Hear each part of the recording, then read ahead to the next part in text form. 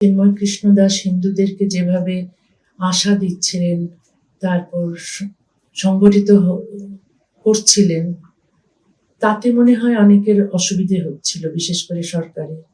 তো এই সরকাররা তো কখনো মুক্ত চিন্তার পক্ষে বা বাক স্বাধীনতার পক্ষে থাকে না, বলে বটে, কিন্তু দেখা যায় প্র্যাকটিক্যালি তারা থাকে না। তো এইসব অন্যায় তো করেই যাচ্ছে সরকার। তো আমরা অন্যায়ের বিরুদ্ধে তো এখনো আশা আছে যে অন্যায়ের বিরুদ্ধে প্রতিবাদ করার মানুষ আছে। এত যে ঝুঁকি নিয়েও মানুষ কিন্তু প্রতিবাদ করছে, তারা জেলে যাচ্ছে, তারা নির্বাসনে যাচ্ছে, তারপরও কিন্তু প্রতিবাদ চালিয়ে যাচ্ছে। বাংলাদেশের অনেক মানুষ বাংলাদেশের বাইরে থাকতে বাধ্য হচ্ছে, তারাও কিন্তু প্রতিবাদ করছে। বাংলাদেশে জোড়া মামলায় জামিন পেলেন চিন্ময় কৃষ্ণ দাস। তবে জোড়া মামলায় জামিন পেলেও এখনই জেল মুক্তি হচ্ছে না চিন্ময় কৃষ্ণ দাসের। খুনের চেষ্টা, ভাঙচুর, হামলা, সরকারি কাজে বাধার অভিযোগে জোড়া মামলায় জামিন পেলেন চিন্ময় কৃষ্ণ দাস। এখনো বাকি মামলায় জামিন পাননি সন্ন্যাসী চিন্ময় কৃষ্ণ দাস। চিন্ময় কৃষ্ণ দাসের জেল অন্যতম কলঙ্কিত অধ্যায়।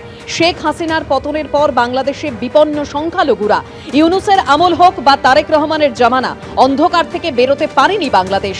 19 বছর পর কলকাতায় এসে সরব হয়েছেন লেখিকা তাসলিমা নাসরিন।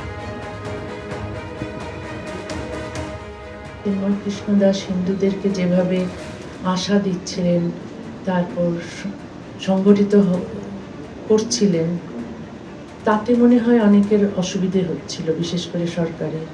তো এই সরকাররা তো কখনো মুক্ত চিন্তার পক্ষে বা বাক স্বাধীনতার পক্ষে থাকে না, বলে বটে, কিন্তু দেখা যায় প্র্যাকটিক্যালি তারা থাকে না। তো এইসব অন্যায় তো করেই যাচ্ছে সরকার। তো আমরা অন্যায়ের বিরুদ্ধে তো এখনো আশা আছে যে অন্যায়ের বিরুদ্ধে প্রতিবাদ করার মানুষ আছে। এত যে ঝুঁকি নিয়েও মানুষ কিন্তু প্রতিবাদ করছে, তারা জেলে যাচ্ছে, তারা নির্বাসনে যাচ্ছে, তারপরও কিন্তু প্রতিবাদ চালিয়ে যাচ্ছে। বাংলাদেশের অনেক মানুষ বাংলাদেশের বাইরে থাকতে বাধ্য হচ্ছে, তারাও কিন্তু প্রতিবাদ করছে।